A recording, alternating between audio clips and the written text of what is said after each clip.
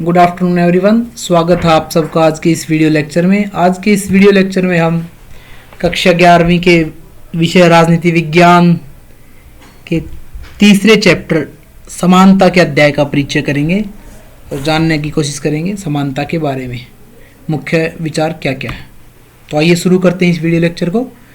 देख लेते हैं समानता का क्या अर्थ है। 18वीं शताब्दी में फ्रांस में जनता ने भूसामंतों, विशेष वर्ग यानी अभिजात्य वर्ग और राजशाही से विद्रोह करके स्वतंत्रता, समानता और भाईचारे का नारा दिया था।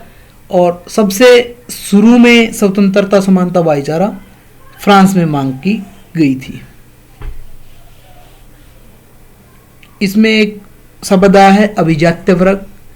अभिजात वर्ग उस वर्ग को कहा जाता है जो वर्ग समाज में विशेष स्थान रखता हो, तो ऐसे वर्गों को विशेष स्थान प्राप्त था।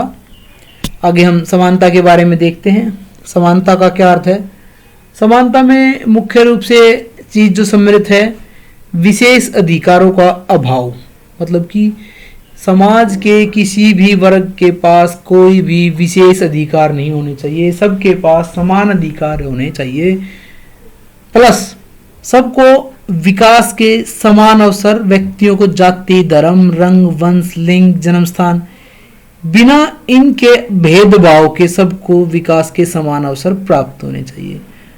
अगर ये दो शर्तें कहीं पूरी होती हैं तो हम मान सकते हैं कि वहां पर समानता का कोई वजूद है। वैसे समानता की जो ये परिभाषा है, एक सामान्य परिभाषा है।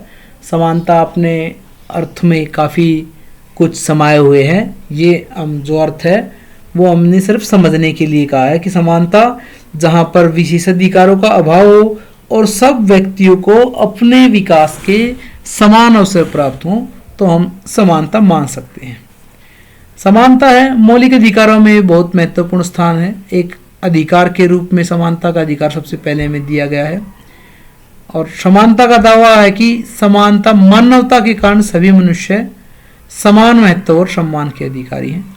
और यही धारणा सार्वभौमिक मानव अधिकार की भी जनक है। जो पूरे विश्व में सार्वभौमिक मानव अधिकार संगठन है, उसके पीछे भी यही भावना है कि सभी व्यक्ति मनुष्य होने के नाते, मानव होने के नाते समान हैं, इसलिए उन सभी का समान महत्व हो और वो सभी व्यक्ति एक जैसा सम्मान प्राप्त करने के अधिकारी हैं। बहुत सारे देशों में कानून में समानता को शामिल किए जाने के बावजूद भी समाज में धन, संपदा, अवसर, कार्य, स्थिति, शक्ति आदि की भारी असमानता हमें नजर आती है। हमारे देश में भी ये असमानता हमें नजर आती है कि धन के आधार पर गरीब और अमीर के बीच असमानता हम आराम से देख सकते हैं। जाति के आधार पर भी असमानता हम देख सकते हैं। लेकिन मौलिक अधिकारों में हमें समानता का अधिकार प्राप्त किया गया है। व्यवहार में उसे हम पूरी तरह से समाज में अभी लागू करने में कामयाब नहीं हो पाए। समानता के अनुसार व्यक्ति को प्राप्त अवसर या व्यवहार जन्म या सामाजिक परिस्थितियों से निर्धारित नहीं होने चाहिए। मतलब कि जो व्यक्ति को अवसर प्राप्त होते हैं या उसके साथ जो व्यवहार होता है वो उसके जन्म के कारण या सामाजिक परिस्थितियों से निर्धारित नहीं होना चाहिए। चाहे उसका जन्म किसी भी परिवार में हुआ, किसी भी परिस्थितियों में हुआ, उसे समान अवसर प्राप्त होना चाहिए और उसके साथ समानता का व्यवहार करना चाहिए। समानता के मुख्य रूप से 3 आयाम हैं। सबसे पहला जो आयाम है राजनीतिक समानता। राजनीतिक समानता से अभिप्राय है कि सभी व्यक्तियों को, सभी नागरिकों को समान नागरिकता प्राप्त की जाए, जिससे वो राजनीति में समान रूप से मतदान कर सकें, राजनीति में अपना चुनाव लड़ सकें। मतलब कि सभी व्यक्तियों को राजनीति के बारे में जब समान अधिकार प्राप्त होंगे, जैसे कि मतदान डालना, चुनाव लड़ना, अभिव्यक्ति की स्वतंत्रता या अन्य कोई भी अधिकार, तो ऐसे व्यवस्था को हम राजनीतिक समानता कहेंगे। समानता का दूसरा आयाम है आर्थिक समानता। आर्थिक समानता का लक्ष्य है गरीब और अमीर समूह के बीच जो अंतर है उसको कम करना या खत्म करना। मतलब कि समाज में धन के आधार पर लोगों के बीच राज्य के द्वारा कोई मतभेद या विभेद या असमान व्यवहार नहीं किया जाना चाहिए, सभी के साथ समान व्यवहार किया जाना चाहिए, सभी को समान मौके मिलने चाहिए। और अंतिम और तीसरा जो समानता का आयाम है वो है सामाजिक समानता। राजनीतिक समानता व समान अधिकार देना, इस लक्ष्य को प्राप्त करने की दिशा में जो पहला कदम था वो था समाज के सभी लोगों के जीवन यापन के लिए अनिवार्य चीजों के साथ पर्याप्त सुविधा, शिक्षा, पोषक आहार व न्यूनतम वेतन की गारंटी को भी जरूरी बनाया गया। मतलब कि समाज में जो लोग हैं अगर उनके बीच समानता होगी तो वो सरकार के सामने अपने आप समान व्यवहार कर सकेंगे। तो समाज में समानता लाने के लिए उनके बीच पर्याप्त स्वास्थ्य सुविधाएं होनी चाहिए, शिक्षा समान होनी चाहिए, पोषक आहार समान होना चाहिए और समाज के जो वंचित वर्ग और महिलाएं हैं उनको समान अधिकार दिलाना भी और राज्य की जिम्मेदारी होगी। तो ये थे समानता के 3 मुख्य आयाम।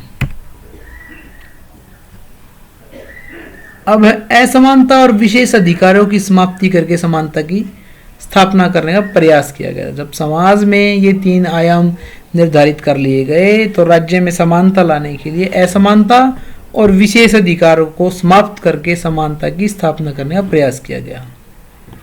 उसके बाद विभेदक बर्ताव अर्थात लोगों के बीच अंतर को ध्यान में रखकर कुछ विभेदक बर्ताव यानी कि आरक्षण की नीति बनाई गई, जिससे समाज के सभी वर्गों को अवसरों तक समान पहुंच मिल सके। कुछ देशों ने इसे सकारात्मक कार्रवाई की नीति का नाम दिया गया है। तो ये देखते हैं हम विभेदक बर्ताव क्या है। मतलब कि ऐसा मानकर कि जो समाज के जो वर्ग समाज के बहुत पिछड़े रह गए हैं, बहुत पीछे रह गए हैं, उनको कुछ विशेष समाज के दूसरे वर्गों के बराबर लाने के लिए कुछ विशेष सुविधाएं या आरक्षण देकर हम आगे लाने का प्रयत्न कर रहे हैं। ऐसी व्यवस्था को आरक्षण या विभेदक बर्ताव कहेंगे। इसको हम असमानता नहीं कहेंगे, क्योंकि वो वर्ग समाज का जो अन्य वर्ग है, समाज के जो सामान्य वर्ग हैं, उनसे काफ़ी पीछे रह गए हैं। इसलिए उनको समाज के सामान्य वर्ग के बराबर लाने के लिए कुछ विशेष सुविधाएं जो दी जा रही हैं, विशेष अधिकार जो दिए जा रहे हैं, उनको विभेदक बर्ताव और आरक्षण का नाम दिया गया है। उसको हम असमानता का उदाहरण नहीं मान सकते हैं। भारत में भी हम इस आरक्षण या विभेदक बर्ताव को देख सकते हैं, लेकिन संविधान में जो विभेदक बर्ताव या आरक्षण दिया गया है, इसका आधार ये माना गया है कि समाज के वो वर्ग सामान्य वर्ग से काफ़ी पीछे रह गए हैं, इसलिए उनको बराबर लाने के लिए ये आरक्षण दिया जा रहा है, इसलिए इसको असमानता नहीं माना जा सकता। जबकि समाजवाद व मार्क्सवाद के अनुसार आर्थिक असमानताएं सामाजिक रुतबे और विशेष अधिकार जैसी असमानताओं को बढ़ावा देती हैं। इसलिए समान अवसर से आगे जाकर आर्थिक संसाधनों पर निजी स्वामित्व से ने जनता का नियंत्रण समाप्त कर दिया। उदारवादी क्या कहते हैं? उदारवादी समाज में संसाधनों के वितरण के मामले में प्रतिद्वंदिता के सिद्धांत का समर्थन करते हैं। ये क्या है भाई? उदारवादी हैं जो समाज में संसाधनों का वितरण है उसके मामले में प्रतिद्वंदिता के सिद्धांत का समर्थन करते हैं और राज्य के हस्तक्षेप को अनिवार्य समझते हैं।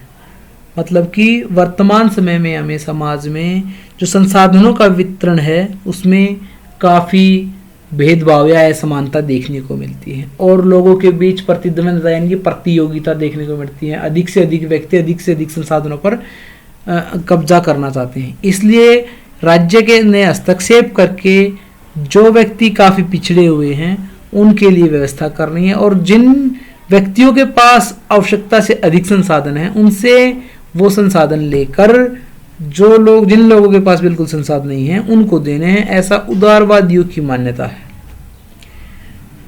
स्त्रियों द्वारा समान अधिकारियों के लिए संघर्ष मुख्यतः नारीवादी आंदोलन से जुड़ा हुआ है। इसमें मातृत्व अवकाश जैसे विशेष अधिकार नारी समाज के लिए अत्यंत आवश्यक है।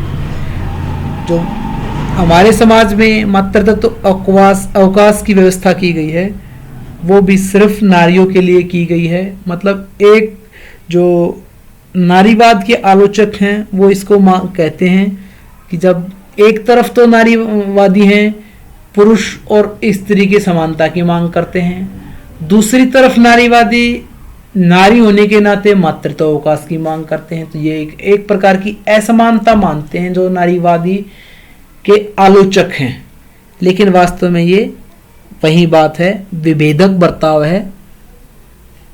और विभेदक बर्ताव विशेष अधिकार का उद्देश्य न्यायपरक व समानता मूलक समाज को बढ़ावा देना है। समाज में विशेष अधिकार प्राप्त वर्ग को फिर से खड़ा करना नहीं है। मतलब कि जो ये विभेदक बर्ताव है, विशेष अधिकार ये दिए जा रहे हैं, ये इसका उद्देश्य समाज में समानता और न्यायपरक जो समानता है ऐसे समाज को बढ़ावा देना है, न कि किसी विशेष वर्ग को कुछ विशेष अधिकार देकर एक फिर से एक ऐसा विशेष अभिजात्य वर्ग खड़ा कर दिया जाए। ऐसा कोई उद्देश्य नहीं है इसके पीछे। समानता के कुछ मुख्य तत्व हैं, हम उनको देखते हैं। पहला है विशेष अधिकारों की अनुपस्थिति, मतलब कि समाज में किसी भी वर्ग के पास कोई विशेष अधिकार नहीं होने चाहिए। सभी को विकास के समान अवसर, समाज में रहने वाले प्रत्येक वर्ग को, प्रत्येक व्यक्ति को अपने अपने विकास के समान अवसर मिलने चाहिए। न्यूनतम आवश्यक पूर्ति के अवसर, मतलब कि समाज में रहने वाले सभी व्यक्तियों की जो न्यूनतम आवश्यकताएं हैं उनको पूरा करने के अवसर सभी व्यक्तियों को मिलने चाहिए। चौथा है तर्कसंगत भेदभाव। ये जो तर्कसंगत भेदभाव है ये फिर से वही है जो आरक्षण या विभेदक बर्ताव हमने पीछे पढ़ा था, कि कुछ व्यक्तियों को विशेष अधिकार दिए जाते हैं क्योंकि वो समाज से ज़्यादा पिछड़े हैं या उन्हें समाज में ज़्यादा आवश्यकता है। जैसे हम देख सकते हैं कि अपंग व्यक्तियों के लिए विशेष अधिकारों की व्यवस्था की जाती है। तो इसको हम असमानता नहीं मान सकते, क्योंकि ये सिर्फ जो विकलांग व्यक्ति हैं, दिव्यांग व्यक्ति हैं, उनको ये अधिकार प्राप्त होते हैं, क्योंकि प्रकृति ने उनके साथ जो असमानता की है उसको दूर करने के लिए हम उन्हें ये विशेष अधिकार दे रहे हैं, न कि उन्हें समाज के जो सामान्य वर्ग है उससे आगे लाने के लिए, उसके बराबर लाने के लिए वो अधिकार दिए जाते हैं। पांचवा है समानों में समानता और छठा है असमानों में असमानता। मतलब जो समाज के समान वर्ग हैं, जैसे सामान्य वर्ग हैं, मतलब कि ऐसे समाज के वो व्यक्ति जो समानता रखते हैं, मतलब विकलांग नहीं हैं, उनके साथ कोई किसी भी प्रकार का अलग व्यवहार नहीं किया जाएगा। असमानों में असमानता, समाज का जो असमान वर्ग है, चाहे वो किसी भी दृष्टि से असमान है, चाहे वो पिछड़ा वर्ग है, चाहे वो विकलांग वर्ग है, तो उनको हम विशेष अधिकार दे सकते हैं और उसको असमानता भी नहीं माना जाएगा, क्योंकि असमानों में असमान व्यवहार और समानों में समान व्यवहार की इस नीति के अंतर्गत आते हैं। समानता के प्रकार प्राकृतिक समानता, सामाजिक समानता, नागरिक समानता, राजनीतिक समानता, आर्थिक समानता। एक बार इनके देख लेते हैं कि समानता के जो विविध प्रकार हैं वे कौन कौन से। प्राकृतिक समानता के पीछे भावना है कि प्रकृति ने सभी व्यक्तियों को समान बनाया है, इसलिए समाज में भी सभी व्यक्तियों के साथ समान व्यवहार करना चाहिए। दूसरा है सामाजिक समानता। सामाजिक समानता से अभिप्राय है कि समाज में रहने वाले प्रत्येक व्यक्ति को समान दृष्टि से देखा जाना चाहिए, उसे अपने विकास के समान अवसर मिलने चाहिए, जिस कारण वो अपने व्यक्तित्व का पूरा विकास कर सके। तीसरा है नागरिक समानता। नागरिक समानता से अभिप्राय है कि एक राष्ट्र में रहने वाले उस राष्ट्र के सभी नागरिकों के साथ समान व्यवहार करना चाहिए, समान अधिकार मिलने चाहिए। लेकिन इसमें हम ये देख सकते हैं कि जो व्यक्ति उस राष्ट्र का नागरिक नहीं है, मतलब कि गैर नागरिक व्यक्ति है, उसको या तो कुछ विशेष अधिकार मिल सकते हैं या उसके पास वो अधिकार नहीं होंगे जो राष्ट्र के नागरिक के पास होंगे। मतलब कि नागरिकता के आधार पर समानता मिलनी चाहिए। अगर कोई व्यक्ति राष्ट्र का नागरिक है तो उसके साथ समान व्यवहार करना चाहिए। अगर कोई व्यक्ति राष्ट्र का नागरिक नहीं है तो उसके साथ नागरिकों की अपेक्षा असमान व्यवहार किया जा सकता है, और वर्तमान में यह व्यवस्था हमें देखने को मिलती है। अगला है राजनीतिक समानता। राजनीतिक समानता से अभिप्राय उस समानता से है कि राजनीतिक क्षेत्र में सभी व्यक्तियों को समान अधिकार मिलने चाहिए, समान विकास के अवसर मिलने चाहिए, किसी भी व्यक्ति को कोई विशेष अधिकार नहीं मिलना चाहिए। मतलब कि सभी व्यक्तियों को वोट डालने का अधिकार है, सभी व्यक्तियों को चुनाव लड़ने का अधिकार है, सभी के वोट की कीमत एक वोट है। लेकिन भूतकाल में हमें देखने को मिलता है कि कई जगह ऐसी व्यवस्थाएं थी कि या तो जो अधिक पढ़े लिखे लोग हैं वो एक से अधिक वोट डाल सकते थे, या जो अधिक अमीर लोग हैं वो एक से अधिक वोट डाल सकते थे। और ये व्यवस्था तो हमें देखने को मिलती थी कि स्त्रियों को वोट डालने का अधिकार नहीं होता था। तो जो वो व्यवस्थाएं थी उनको हम राजनीतिक समानता नहीं मान सकते, इसलिए राजनीतिक समानता की जिक्र किया जाता है कि सभी व्यक्तियों को राजनीति के समान अवसर प्राप्त हो, मतलब कि सभी का वोट डालने का अधिकार हो, सभी के वोट की कीमत एक जैसी हो, सभी को चुनाव लड़ने का अधिकार हो, सभी को अपनी बात कहने का अधिकार हो। और अंत में है आर्थिक समानता। आर्थिक समानता हमारे राष्ट्र में या किसी भी राष्ट्र में किसी भी प्रकार के समाज में लाना आज तक संभव नहीं हो पाया है। मतलब कि धन के आधार पर किसी भी प्रकार का भेदभाव न किया जाए। आर्थिक समानता से अभिप्राय है कि समाज में या राज्य में या कानून के सामने धन के आधार पर कोई भेदभाव न किया जाए। ये आर्थिक समानता किताबों में, नियमों में, कानूनों में लिखी हुई तो ठीक है, लेकिन हम व्यवहार में देखते हैं कि धन के आधार पर लोगों के बीच भेदभाव समाज में भी किया जाता है, राज्य के सामने भी किया जा सकता है, और कानून के सामने भी धन के आधार पर भेदभाव किया जाता है व्यवहार में। आगे है नारीवाद। नारीवादी जो विचारक हैं वो मुख्य रूप से मांग करते हैं कि स्त्री और पुरुष के समान अधिकार होने चाहिए। स्त्री और पुरुष में शारीरिक भेद प्राकृतिक मानते हैं, परंतु सामाजिक भेद को समाप्त कर समतापूर्ण जीवन जीने की बात कहते हैं नारीवादी व्यक्ति, जो नारीवादी विचारक हैं। समाजवाद, समाज में फैली असमानता और संसाधनों का न्यायपूर्ण बंटवारा करना इनका उद्देश्य है। जो समाजवादी विचारक हैं उनका उद्देश्य समाज में जो असमानता फैली है उसको समाप्त करना, और संसाधन है उनका न्यायपूर्ण बंटवारा करना समाजवादी विचारकों का उद्देश्य है। भारतीय समाजवादी विचारक राम मनोहर लोहिया के अनुसार असमानता कुछ प्रकार इस प्रकार है: स्त्री पुरुष असमानता, रंग से असमानता, जातिगत असमानता और आर्थिक असमानता। नारीवाद के कुछ उदाहरण यहाँ पर दिखाए गए हैं। उदारवादियों के अनुसार समानता से क्या क्या उम्मीदें हैं? पहला, व्यक्तियों को उनकी योग्यता अनुसार पुरस्कार देना। मतलब कि जो व्यक्ति अधिक योग्य है उसको अधिक संसाधन मिलेंगे, जो व्यक्ति कम योग्य है उसको कम संसाधन मिलेंगे। प्रतियोगिता का सिद्धांत अपनाना, समाज में प्रतियोगिता का सिद्धांत अपनाना, न कि मतलब जो व्यक्ति अधिक से अधिक मेहनत कर रहा है उसको अधिक से अधिक फल मिले और जो व्यक्ति निठल्ला बैठा है उसको कुछ न मिले। अगर ऐसी व्यवस्था नहीं होगी तो लोग सभी व्यक्ति निष्क्रिय हो जाएंगे। तीसरा उदारवादी समानता का सिद्धांत है कि प्रत्येक व्यक्ति के लिए न्यूनतम जीवन स्तर की गारंटी। प्रतियोगिता का सिद्धांत तो होना चाहिए, लेकिन प्रत्येक व्यक्ति के लिए न्यूनतम जीवन स्तर की गारंटी सरकार के द्वारा या राज्य के द्वारा की जानी चाहिए। ये उदारवादियों द्वारा मांग की जाती है समानता में। इसके विपरीत मार्क्सवादी समानता देखते हैं हम। मार्क्सवादी जो समानता है वो उत्पादन व वितरण के साधनों पर सरकार का नियंत्रण चाहती है।